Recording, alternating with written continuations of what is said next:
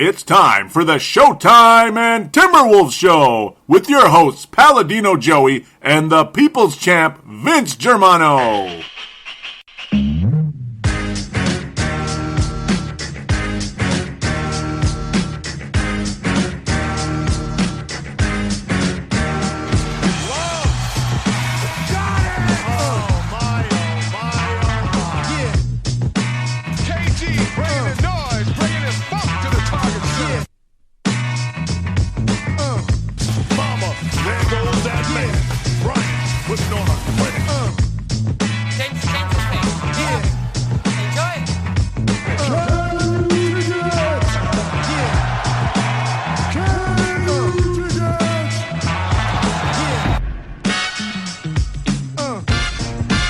I wouldn't put anything past us.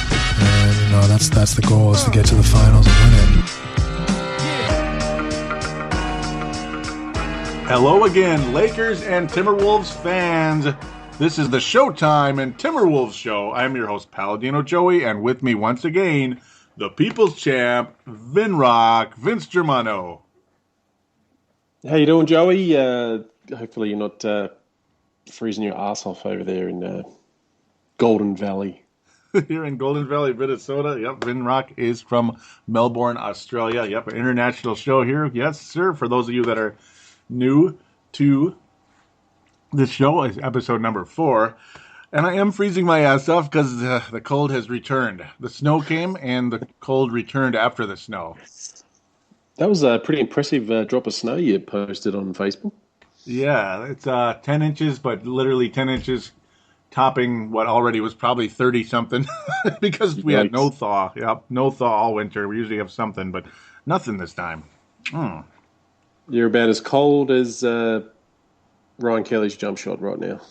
That's about right. Or, okay, I don't want to say our point guard or anything. I shouldn't say that. Don't do that. Or I should say Wes Johnson, because he's currently 0 for 4. As this game is going on.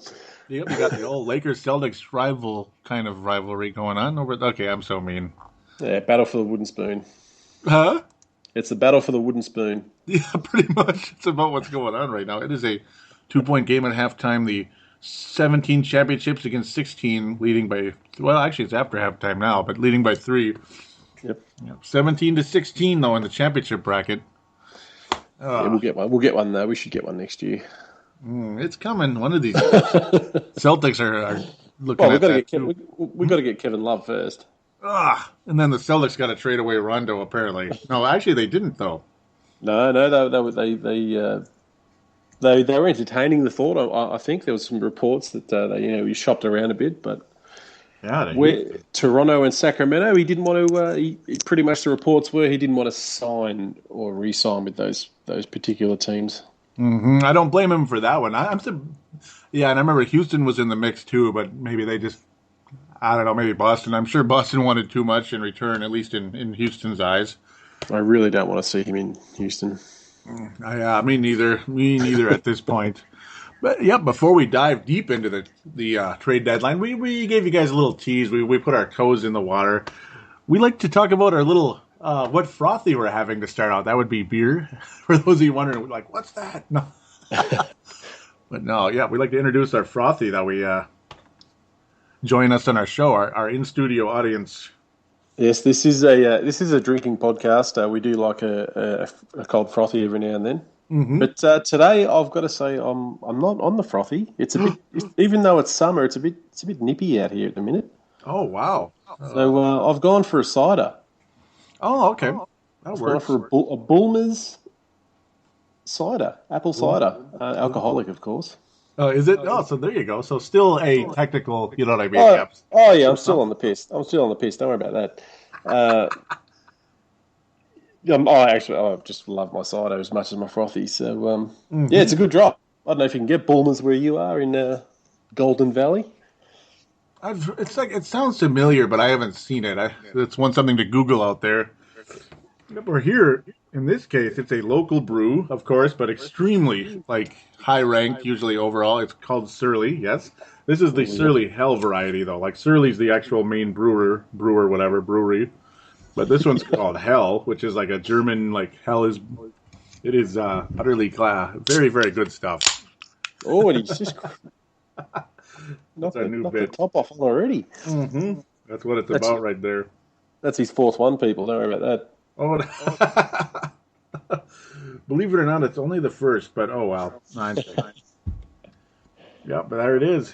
Yep, I'm like doing an automatic beer review. So yeah, we like to introduce what we start off with and such. We promise we're not drunk or anything, but we like to introduce a little bit of something coming into the show. Try to add some uniqueness to the show without being too generic or whatever. Yeah, I mean we're still a work in progress. We just we just want to do it like two mates talking at a pub, so nice and relaxed and not take things too serious. That's the idea. Yep, and yet at the same time bring that great knowledge that we do possess. Look at me bragging again. Look at me bragging, right? You got over 40 years of NBA watching experience here coming on you, so there you go. You know, in combination, of course. I'm not quite 50 years old, no. No, I'm nearly there. Getting there, aren't we? So, yes, the trade deadline. What the hell happened? Okay, it's a typical Timberwolves trade deadline. Here we go. There's all kinds. There's usually about 2 or 3 rumors, or at least one that's pretty much, this trade's done. It's over. You know, like the Beasley trade a couple years ago for Jamal Crawford. And I remember everybody on Twitter saying, "Oh, that just sounds like a meh trade to me." As in hindsight, and even at this time being, the people in this, look at, I swear they're idiots. I swear. I'm sorry. Well, you guys had a ton of speculation. Andre Miller, T-Wolves were his preferred destination. Then it was Tony Allen and Tayshaun Prince for Budinger and Barea. Oh, that didn't happen. I wasn't a big fan of you guys getting Prince, but I like the idea of getting Tony Allen for that extra bit of defense. But yeah, I do too. But Tayshaun Prince would have been the sticking point for me. If I was Flip Saunders, I would have just said that's no deal. That's the bad part. Yeah, I mean, I wasn't all excited about it. The best part for me was like JJ Barea leaving. I mean, he's the offense killer, man. I'm telling you. Yeah. He does have his moments, though. I mean, you can't be too. You're a bit harsh for him. I am a bit. Yeah, a lot of people here actually hate him, and it seems like the league. I've heard a lot of people across the league are, when they hear the name like in a trade, they're like, "Nah, that's okay." It's just that's what I hear. I may be wrong, but is that on like the talkbacks again? Is that like on the talkbacks over there, talkback radio that you listen to, or something like that, or it's on a sports show? You know, like the Barea hate coming through. It's like Twitter, and then on the shows, yes, like 1500. I was hearing about that extensively. Like, nobody wants Barea, so it's stuff like that. Like his value's real low. Twitter as well, kind of back and forth. I gotta say, I'd take JJ. Would you? Oh, would you? Oh, you could just see the eyes lighting up. I would. I really would. As long as he's coming off the bench, not like Hank says, not backing up point guard. Just come in like being a 2 guard and doing some damage and sitting back on the bench. Mm-hmm. Well, just the thought of Barea going to the Lakers, I'll drink to that. Oh yes, I've about time for a drink. Mm-hmm. Oh, nice little sip of that. It's like a German, German lager, by the way, Surly Hell. That's basically what it's called. Someone said to me the other day, "You actually have a drink on the podcast?" I'm like, "Yeah, why not?" Yeah, it's not like we're like here slamming them, it's just having one, so it's like, or I don't know, maybe you are, I don't know. Yeah, no, I'm just taking it easy, but same here. Yep. Podcasting's hard work. It is. Oh, it is. Trust me, especially if you're solo for 400 or whatever. So you're happy the trade didn't go through in the end, or you wanted them to just make some kind of move? When it comes to I'll admit I'm one of those guys. I'm impatient. I'd like to see something. The team's not going anywhere. You got guys like Shved, Barea. It's like they're not going to make the team any better. Keeping him around, Barea drives me personally crazy. The team itself doesn't appear to be on its way to any type of postseason. And obviously you got a franchise player that's, his mood is testy. You just don't know if he wants to stick around. You want to show the possibility that this team is capable of making some type of tricky move that makes the team better. I mean, teams have done it many times. You saw Sacramento do it years ago. Yeah, good. Well, can you tell me who are your expiring contracts that you've got? If you know, I know it's a question without notice, but off the top of your head, if you know, is Budinger? I know Berea isn't he? Berea's expiring. He is. I believe he's expiring next year. Budinger is. He's just starting his new contract. He's here for like 3 more years. So, the whole deal with the unattractive part of the Memphis deal is Tony Allen's contract lasts until 2017. 2017. That was the one unattractive part to look at. I like him, but he's 32. Obviously, I really like him. Prince expires after next season. That would have been a possible trade chip next year, because you got $7 million coming off the books to whoever would love to have one of those a guy coming off the books. Because I was thinking the Evan Turner side of things.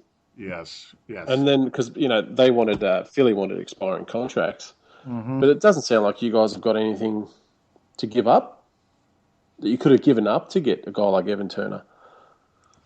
Yeah, that's the other problem right now. It doesn't seem like we really have all. It doesn't really seem like we have all that much to excite anybody, because obviously Berea is a guy we just want to get rid of so bad, and obviously nobody seems to want him. The one guy that could be tossed around, but I'm sure it would be an argument inside the organization, is Pekovic, I suppose. I don't think you'd like that, from what I know. No, unless he's coming to LA, of course. Yeah, then it's a possibility. Luke Richard, I would trade in a second, but okay, I shouldn't say that. He's okay, but not that good. I don't think we could trade him because of that whole 90-day rule. Gorgie, I personally would not trade him. Shabazz, I don't know. I've heard I wouldn't have been surprised if he was traded, but obviously he wasn't. So not sure where to go with that. Shved signed through 2016. Yikes. Yep, signed through 2016. That's, of course, including Corey Brewer. Actually, the only guy expiring this summer is AJ Price and Dante Cunningham, pardon me. $2.1 million, so not really a cap saver for anybody, but maybe a nice power forward off the bench. Yeah, I don't think that would have been the salaries wouldn't have matched for Evan Turner. I don't think, would they? If Flip made the call. That's the thing.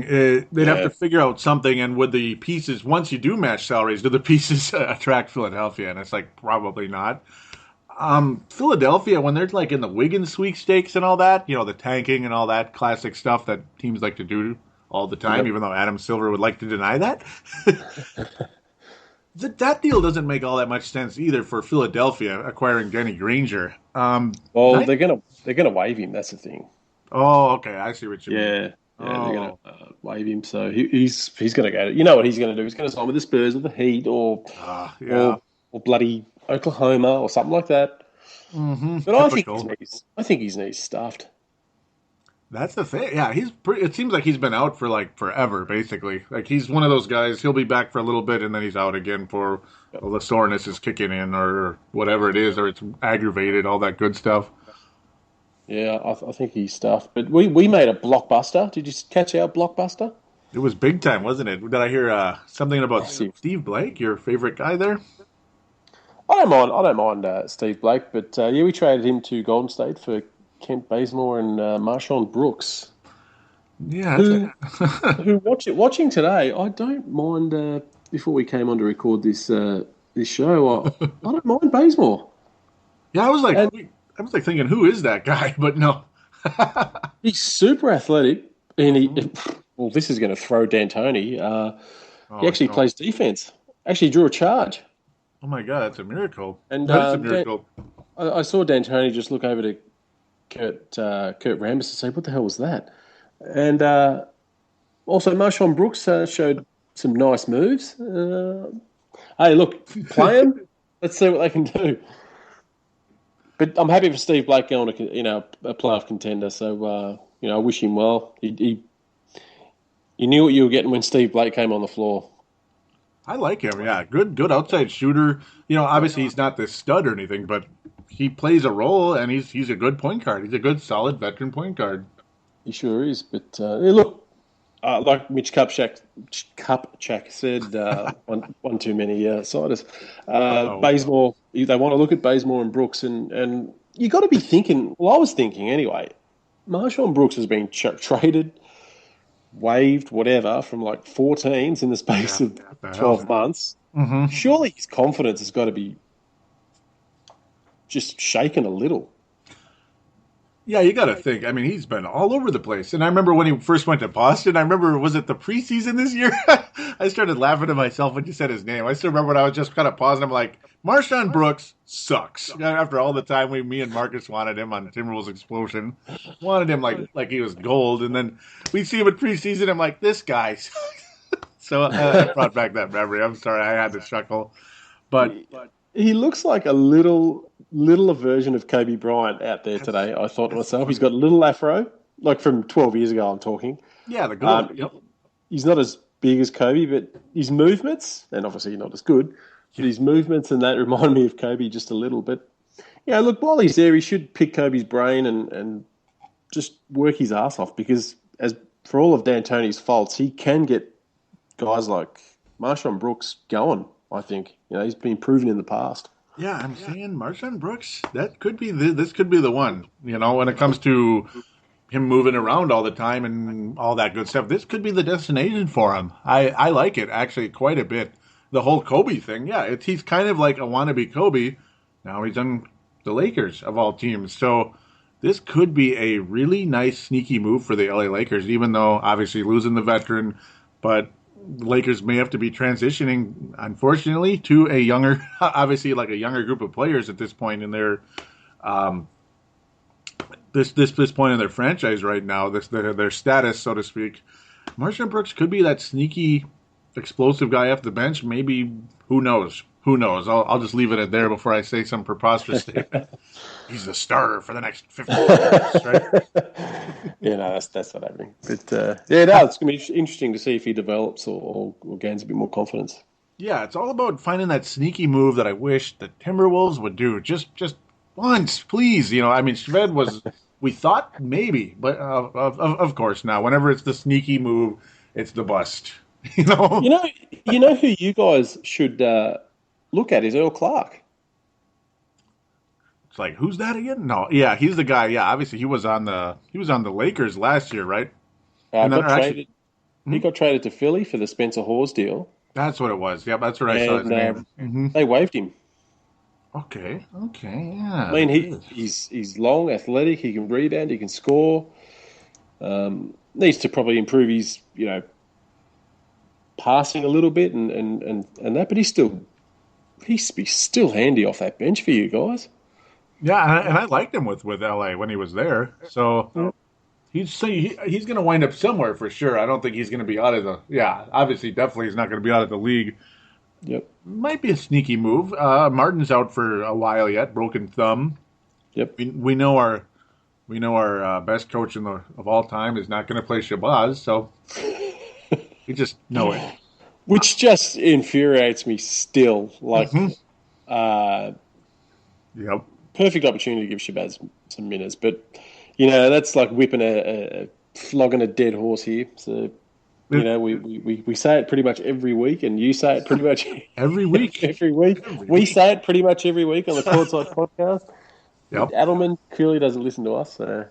No, and it's like we're not just saying it to like jump off or to ride somebody else, some other show's coattails or whatever, or just trying to copy everything. It's because it's just flat weird. I mean, he looked good against Portland, and he did. That's it. Yeah, and that was it.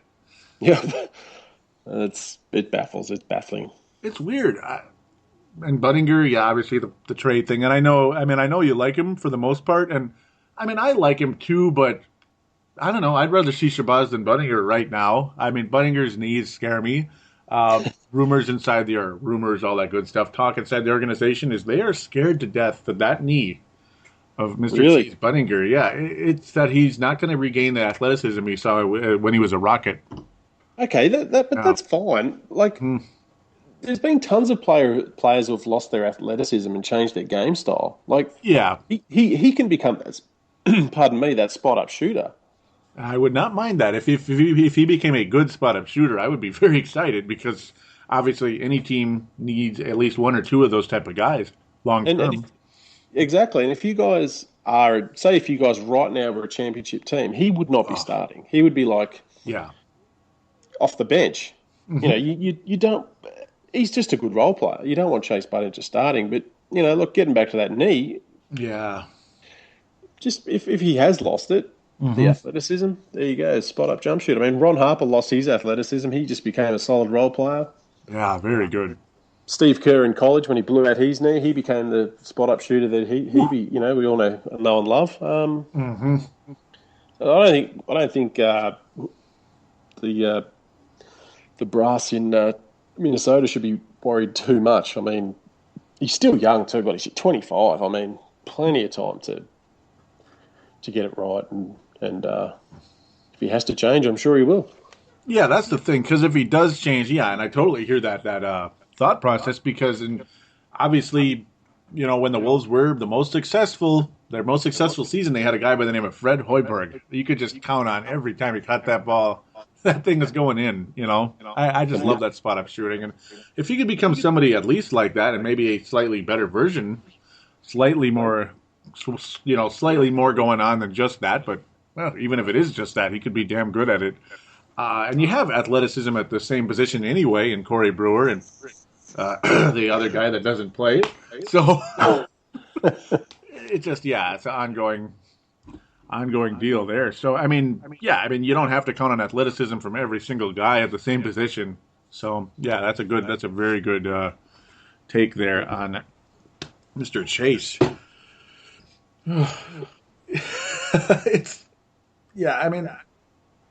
It's like you wish the Wolves could find some type of sneaky move, and I don't know. It's just seemingly not there.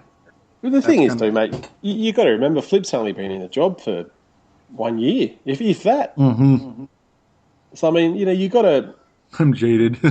Yeah. You got to give him a shot to bring in players that he wants. I mean, Brewer is a Flip guy. He wasn't a David Kahn guy. No, he traded him right away. Yep. So, I'm sure Flip's got a list of guys he would like to get in, and I mean, he's not going to get everyone he wants, but I'm sure he's going to make changes.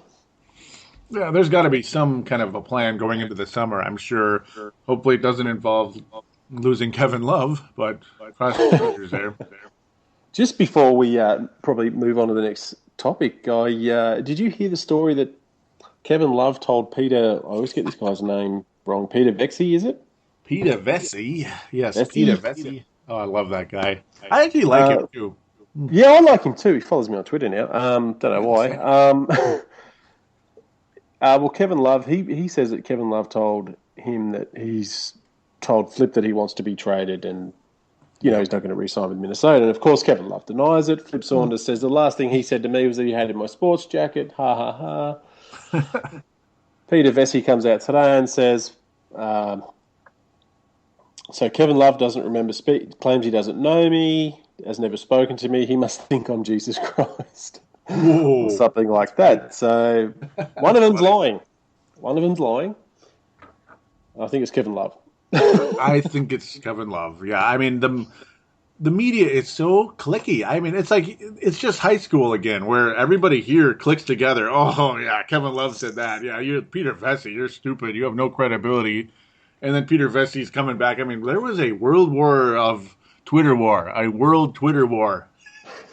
A world Twitter war going on all day yesterday between like the Doogie Wolfens and Jerry Zagotas and not so much Zagota. He doesn't say so much, like Britt Robson and stuff with Peter Vesey. And I'm sorry, those guys were a bit. I mean, they're I don't know. I don't mean to be too. I don't want to be too like harsh, but they're too cliquey for me. I mean, they're all clicking up against Peter Vesey and just kind of join up thinking, oh yeah, Kevin Love just laughed him out the door. So obviously he's wrong. He's just lying and throwing stuff on the wall. I don't think so. I mean, and Peter Vesey actually tweeted, I read it and kind of laughed to myself, actually tweeted Darren Wolfson and said, "You are so young and naive." And I'm like, yes, I agree. Because if you really think that, oh, just because Kevin Love's and Flip Saunders laughed it off, that means that it's not true. How long have you been covering the NBA again? Come on, people. Come on. Well, I have found the exact tweet Peter Vesey tweeted. Ooh, nice job. Yes. He said, "So, Love claims he doesn't think he has ever talked to me, denies our relationship. Clearly, he's confused. He must think I'm Jesus Christ." Wow, that's funny. So, looks like Love's coming to LA. Or at minimum opting out, because who in their right mind, even if Kevin Love intends to stay or is convinced to stay, who in their right mind thinks Kevin Love is not going to opt out? Because every time there's an opt-out idea, whether the player's young or old, unless it's an injured player with $17 million in their contract for the next year, a la, Damon Stoudemire or Elton Brand, somebody like that, they're going to opt out for more security. And yeah. You're right. I think it will happen too. But look, I've always said, for your sake, I hope he stays, because I know how much you love the big K Love. But for my sake, he comes because I want another superstar. And you always seem to land the new one. If it's Shaq, I'll never forget. Within a few hours, obviously back in the summer of '97, 96, right? Yep. Oh my God, summer of '96, you landed two of them in hours, in a matter of hours. In a matter of hours, yeah. That's what we do. But speaking of upcoming superstars, Marshawn Brooks, there it is, has led a comeback. That's the thing. Again, I'm telling you, a sneaky good move. I'm telling you, and I honestly thought that Mr. Michael Beasley was going to be a sneaky good move for LA, and that Jamal Crawford. Mm-hmm. Oh, what's that? Well, Brooks. So did I. I thought Beasley would be good for us, but Brooks is 6 of 9. He is now 12 points, and led a nice little comeback there to even the scores up at 76. Thank you very much, Marshawn Brooks, plus 12 as well. Lovely. Son of a gun. Oh, dear. No, I'm kidding. I don't know why I'm saying that. I'm just going crazy here. Yeah, he's I'm telling you again. Yep, sneaky good move. Not sure I like the fact he's wearing number 2 though. Who wears number? Well, actually, I shouldn't say that. That's the one. One of my all-time favourites in Mr. D. Fish, Derek Fisher. Oh yeah, there's that one. 5-time NBA champion with the Lakers. And then, of course, over here, I could never, ever rip anyone for wearing number 2, actually. But then again, no one ever will, because it was Malik Sealy. Oh, I love that guy, Malik Sealy. He was the best. Oh, he poor was, guy. He was awesome. Oh, God rest his soul. Loved him. Loved him. Shook his hand his first day he came here, because I was at I showed up to the free public scrimmage at the Target Center when they still did them here. Oh, yep. I just put my hand out hoping he would shake it. I felt, skinny guy, but then the strongest hand, I was like, holy cow, grabs my hand, looks in my direction and says, "What's up, man?" I was like, wow, that was awesome. Cool. I fell in love with Silk. Yeah. I remember him at the Clippers, and then because I was always keeping an eye on the T-Wolves because of Luke Longley, I was really happy when he went to the Wolves, and he blossomed. Mm-hmm. And hit that massive game winner against someone who I can't remember who it was, and it was the Pacers. The Pacers, and not who he started with. Who he started with too. And, not long after that, he was killed, wasn't he? He was. Yep. Later in that summer, Kevin Garnett's birthday. I'm getting teary-eyed. It was shocking. Yeah, I was a season ticket holder back then because they were that really nice, cheap discount price and everything. And I had this belief that the Wolves were a coming dynasty because Marbury was still point guard back in those days. Yeah. And then that was the year after Seeley's second year. I was at that game. Yes, the banked 3. Wolves trailed by 2. Really? Nailed it. Yep. Wow. Oh, that would have been awesome. That would have been awesome. It was. You should get a Malik Sealy jersey. I have it's like a sleeveless, kind of like a random thing that one of the sports clothing stores put together. It was like right around when that happened, and I just bought it. Boom! There was only one, and I got it. It's still in the closet. Nice. You should post a picture of it. I will on this page and probably on the on the Facebook page for this show, and probably the Timberwolves Explosion one too. I should. Yeah. Just a nice little walk down memory lane there. Mm-hmm. It's basically never been worn. Oh man. Yeah, I'll save that. I'll save that for like the end. Yeah, I was about to jump in on our new bit there. I'll leave that alone before I spoil it.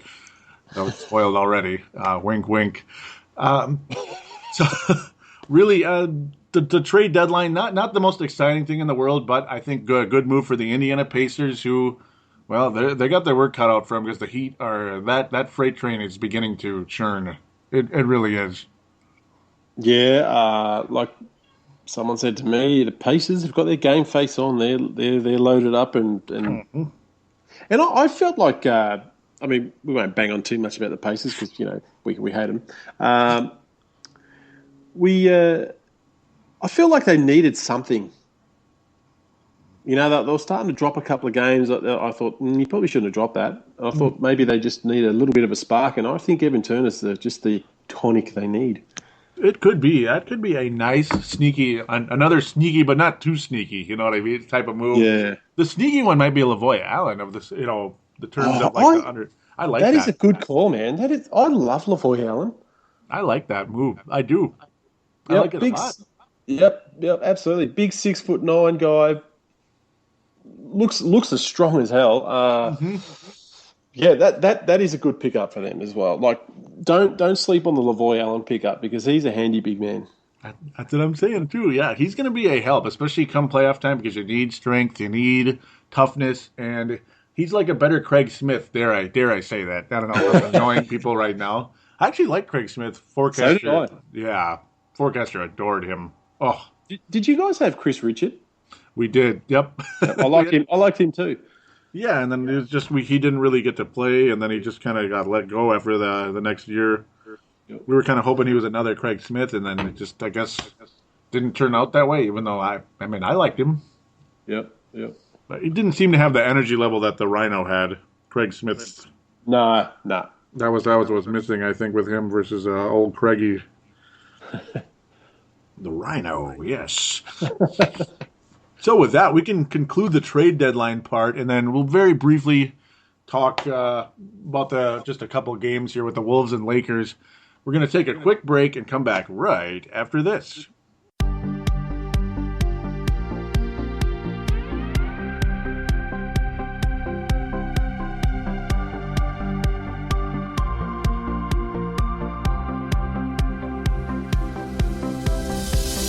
Do you shop on Amazon? Did you know that you could support this podcast just by doing your normal shopping on Amazon? It's really easy to do. Just go to thesportstuff.com and click on one of the many Amazon pictures. Do your normal shopping, and Amazon sees that we referred you, and they give us a percentage. We'd like to thank you in advance for supporting thesportstuff.com, and please use our Amazon link. Now enjoy the rest of the show. We are going round.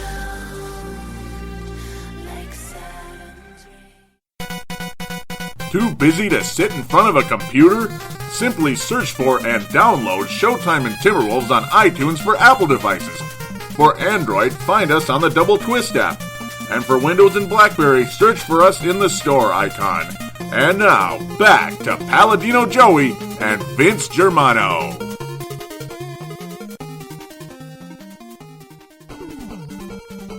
Find us on Facebook at facebook.com/Showtime and T-Wolves.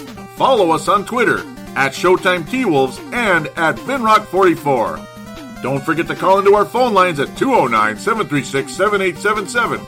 That's 209-736-7877. Now back to Palladino and Vinrock.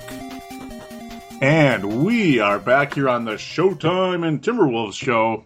We're going to jump into just a couple of games here because obviously it was the All-Star break and Kyrie Irving made some pretty cool moves in that game and won the MVP, and that's about all I want to say. I'm just glad Blake Griffin didn't break the scoring record. Thank God in heaven for that. Yes, thank God for that. Oh, I was scared. But yep, Kyrie Irving led back the Eastern Conference, which is not the Eastern Conference because, they're going to win again. In my opinion. But speaking, didn't watch a minute. Didn't watch a minute of the All Star game, and hate it. Yeah, it's like I do too generally, and it's watching Kevin Love being kind of out of place out there. He was still kind of weird out there, but I was so freaking bored that night. I had nothing to do, and it was like, what the hell? Like nobody wanted to hang out or anything. It was just just kind of a mad night. It's like, okay, I'll turn it on, and it ended up being more interesting than I thought. So, but still, it pales in comparison to the Patrick Ewings and Chucks out there. Big time. I'm getting teary-eyed again. I'm too emotional for this show. Look what happens when you drink. Get emotional. Yeah, look at me.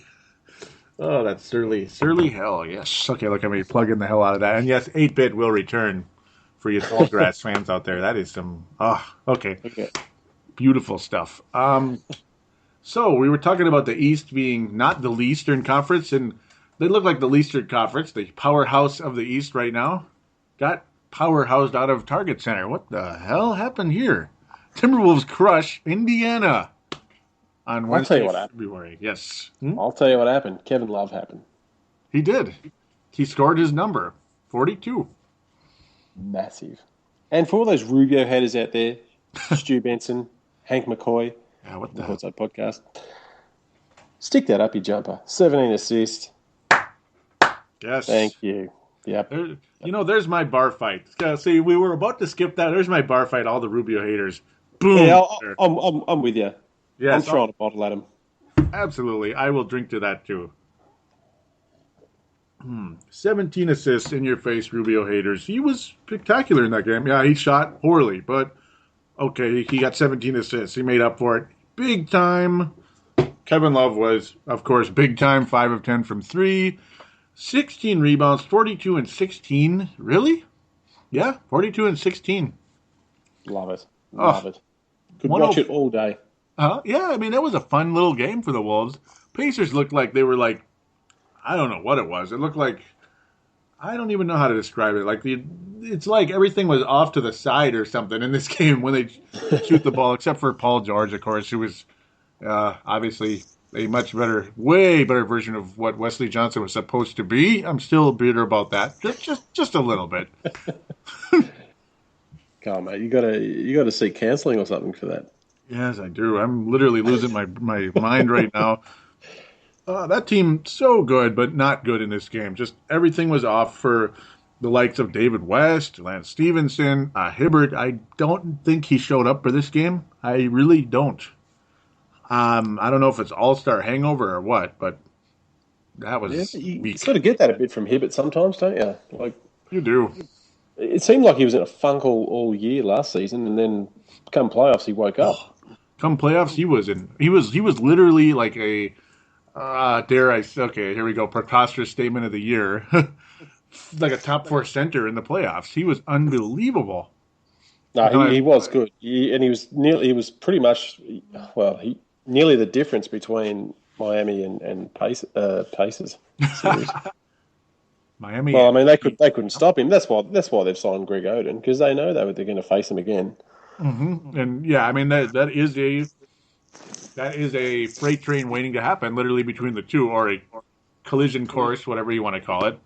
Yep. I'm like all out of anecdotes for some strange reason tonight. It's like blank, but it's basically a guarantee, kind of like Portland and Chicago back in '92. You just knew it was going to happen, and it did. Indiana, Miami is like beyond a guarantee.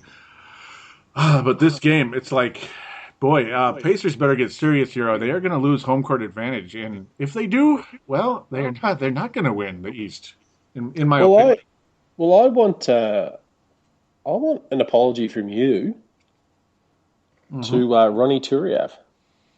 And when Forecaster returns on Wolves Explosion, I want an apology Yes. from him as well, because you guys ripped him apart majorly, and he is doing a great job filling in for Peck. You know, you're absolutely right. He has been extremely good. I was thinking the same thing. I feel bad about it, and okay, Ronnie, I am giving you or Roni, but I like to say Ronnie though. This doesn't sound right. The other one, I apologize. I deeply apologize. Let's drink to Ronnie Turieff. Yes, Ronnie, I will drink to that. And we do wish him a speedy recovery as well. He's got a issue going on with the knee now, so Oh, great. yeah. So now it's like when we're talking about signing Earl Clark, we might end up signing the next Greg Steensma instead. Unfortunately, you know. Yeah. Oh, goody. Yeah, isn't that exciting? Oh, Ooh, I know.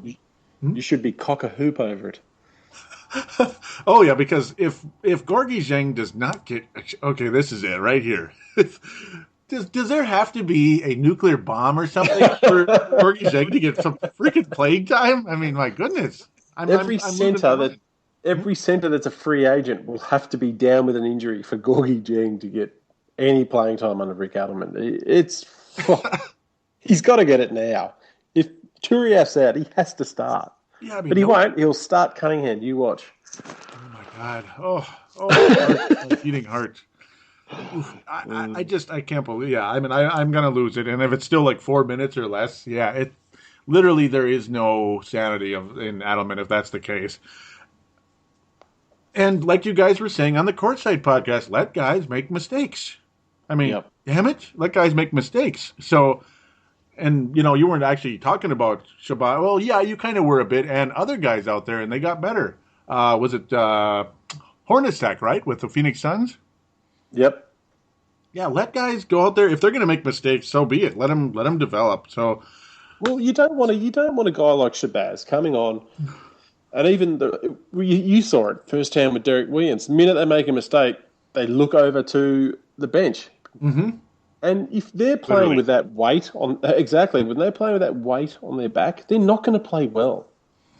Nope. I've been there and done that. Like, back in the day, my early days, it was like that too. Oh, I turned the ball over. Oh, I missed a shot. Oh, well, there I go, back to the same old thing again. Stuff like that. It weighs on you. Yeah, you're absolutely right. So let's let they're rookies. You got to live with some rookie mistakes. Mm-hmm. It's part and parcel with being a rookie. Yep, and the plain as day, they're not winning now anyway. Hello, as Wally once said many years ago. Hello, do we have to spell it out for you? Good old Wally. Come on, Rick Adelman. Let's go. Yeah. Let's go. But no, with everything said, a very, very fun, surprising type of game. Kind of reminded me of the Portland game when we were spanking them around a while ago. That was a lot of fun. Though the one we won, by the way, not the one we, looked good and then ended up losing, unfortunately, because everybody was out in that game. Yeah, you only talk about the ones you win anyway, mate. Don't worry. I know. Yeah, that's a secret. Yep, we gotta see how everybody feels better about the Wolves, and yeah, fun game. I'm not complaining about it at all, other than obviously Gorgie not playing. But okay, I gotta cut it out. Turiaf getting hurt is not a good thing at all. So it is what it is. It's kind of typical, I guess, Wolves' luck at the center position, I suppose. Yeah, it's a touch of the Lakers' bad luck. Yeah, lots of injuries there too. Guys dropping like flies, and we are just update on the Boston game. We're 10 up with 1:31 to go. Yeah, because this is your first game back from the All-Star break? No, we lost we got spanked by Houston, which we won't. That's yeah. Mm-hmm, that's what it was. That stupid game. So we'll skip. Kamen Brooks, Jordan Hill coming up big, and Kent Bazemore as well. The two guys who got in the trade, 14 and 13. Really happy with that. Wes Johnson, 0 from 4 fouls. But Pau Gasol, nice return with 16 and 7. Mm-hmm. So yeah, I'm happy. We snapped an 8-game home losing streak. So yay for us. Mm-hmm. Mm. Yeah, it looked like Boston was going to kind of have like a close little win in this one, but yeah, the Lakers stepping up in the third and fourth quarter, guys like Marshawn Brooks. Look, even though we both suck, the Celtics and the Lakers. Isn't that sad? You want to beat each other. Mm-hmm. It is sad. You're right. It is. It's the oldest rivalry in the NBA. Yeah, obviously there's no vibe of it right now. But it's like, hey, this is like the Game 7 of 2010 though, and the Celtics were holding on to a lead, and then they blew it late. Sorry. I might watch that again later. Oh, look what I've done! Look what I've done. So when we think about retro, we think about the good old days. Or maybe not so good in some ways, but good in a lot of ways. We try to keep it semi-positive at least. It is. Yeah, well, I do. Mm-hmm. We'd like to. Yeah, in your case, it's probably more positive overall. Yes, but we like to do the best we can to try to keep it positive. We do. Yes, we do. So, do you have a retro Laker? I do. I am going for Big Eldon Campbell. Hey. I first came across Eldon in the 91 finals. Me too. Started. Too. Mm-hmm. Yeah, he came on as a rookie in the game 5, I think it was. Scored 20 points. And from then on, he became, after Perkins left and Worthy retired, he became a starting power forward next to Shaq, played a bit of centre, and had some really good years with us. I was actually dirty when he left. But Eldon was so good, could go inside, had a sweet jump shot for a big guy. Great teammate. And the thing that sucked, well, it was bittersweet. It sucked that he had a hand in beating us in 2004, but he got playing for the Pistons, but he did get a championship ring. So that was pretty cool that he got a ring. Too bad it was at our expense. Mm-hmm. But still love Eldon Campbell. He'll always be a Laker. I don't care. He's got a championship ring with Detroit. Mm-hmm. Yeah, it was. Mm-hmm. Go ahead. You're right. I was going to say, it took how it took and basically, he's basically a lifetime Laker. He grew up in Inglewood, California. I mean, it doesn't get better than that, does it? That's it. Yeah, I mean, and it's like you think, he's one of those guys, like you feel so bad when they had such a solid career, but they never got the ring, like the Sam Perkins of the world. But Eldon Campbell did manage to finally get one really, really late, like Jason Kidd and such. Yep. That is very cool. Some people called him kind of a cancerous type player, but I mean, I thought he was pretty good. I mean, he had some nice years during some of those lean years too in the mid '90s. That you probably don't want to remember too much, but he was good though. Yeah, I thought I mean, I can't remember anyone saying he was like. I mean, if there was any articles or any back then, there was no internet, but not here anyway. Yeah, I couldn't imagine him being a bad teammate. I never heard anything like that. It's just blabbermouth radio talk. That's all it really is. The same people you liked back then and don't now, I guess. Yes, literally the same people, on the same station all these years later. Because there was a rumor about Eldon Campbell and Eddie Jones coming to Minnesota for Tom Gugliotta to join the LA Lakers. Do you remember that one way back? I don't. You don't? Yeah, supposedly it was like basically done, and at the last second we just said, nah. And then we ended up losing Gugliotta as a free agent. So the whole thing is the Wolves deny that trade would ever have happened. But in the end, if it would have, man, that would have been a hell of a trade for the Wolves. But probably would have helped the Lakers too, as long as I think that would have been a great trade. Mm-hmm. Yeah, like as long as Gugliotta didn't hurt his knee like he did in Phoenix. But yeah, I think it would have been good for both teams in that sense. He was so good, Googs, wasn't he? Mm-hmm. So good. That's a potential retro Wolf, maybe someday. But yeah, I better jump onto the retro Wolf. That guy is Malik Sealy because he came around looking at Marshawn Brooks #2, and obviously the memory we heard. So we basically reminisced about Malik Sealy and how I actually shook his hand and everything. So that's my retro Wolf, an obvious choice for this show. I mean, it's like spur of the moment, but it is what it is. I mean, I really was a gigantic fan. He played, it's just really kind of sadly symbolic how he wore the #2 and he only got to play 2 years here. It's just, Yeah, taken way too soon. And, it was in his prime. Mm-hmm. But, pardon me. Yeah, I'm with you, mate. I was a fan. I remember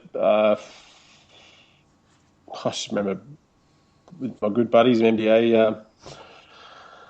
fellow NBA fans, we couldn't believe it because we'd watched him in that Whoopi Goldberg movie, Eddie, where he played Stacey Patton, who wouldn't pass the ball.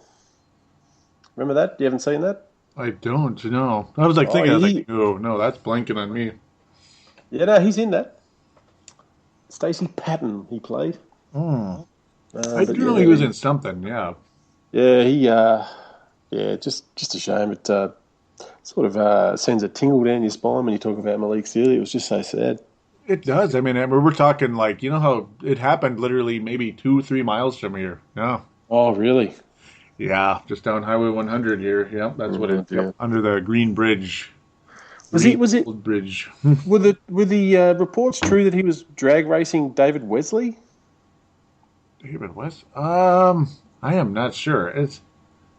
I think the drag racer around here was Tom Hammonds. Remember that name? He was a drag racer for sure. But I wasn't it after a Charlotte game or something, and Wesley was playing for Charlotte at the time, Oh yeah, David because West. they were buddies. Because they were buddies, you know, Wesley's like, you know, so we'll give you a run or something like that, and had a bit of a drag, and Malik lost control. So I remember Wesley copping a lot of crap for it. I don't remember. It's possible. I'm blanking on that one. You'll have to forgive me for that. Yeah, That's all right. it sounds very vaguely familiar, but I'm not totally sure. So yes, listeners, I'm not quite sure about that one, but overall, Malik Sealy, yeah, very likable guy. Yeah, I mean that's about all I can say at this point in time. I'll probably reminisce about him some more in passing on future shows. Yep. And congratulations to the Lakers. They did win. So that is the Laker review because, we're going to skip that Houston game, aren't we? Yeah, no, I'm not talking about that one. But yeah, we won. Yay! Playoff run coming. Oh, my goodness. That's the sad part. I really wish our teams were doing a little better right now, but of course not. We'll get there, mate. Your team's doing okay. You'll be right.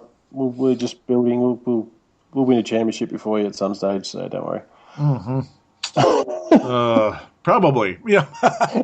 Depending on who you get, but yeah, depending on that guy. But yeah, we'll rehash that probably a million times in coming shows. So Yep. With that, yeah, well, we've done our bar fight. We've done our retro Wolf, retro Laker. I believe that should put the wraps on this one. That's done diddly. Done diddly. That's a good one. Yeah, there you go. So with that, we want to thank you all for listening. Do tell a friend about the show. Give us a rating on iTunes. Would be really appreciated. If you give us like a 5-star, even a 4-star rating, anything but 1 or 2. Come on now, we're better than that. But yeah, give us some type of rating. We will give you a shout out on the show. It would be greatly appreciated. So with that, we will put the wraps on this episode. Again, thank you. Again, you know how to reach us on the Facebook page, the Twitter account. Always greatly appreciated. The phone line, 209-736-7877. 209-736-7877. It is a voicemail. Do treat it as such. Mention what show you're calling into, which is the Showtime and Timberwolves show. And we will be more than happy to interact with you on the air. And hopefully we'll have more positive things to talk about in the coming days, weeks, and months. And we will. So that's the good part. With that, all I can say is go Timberwolves. Go Lakers.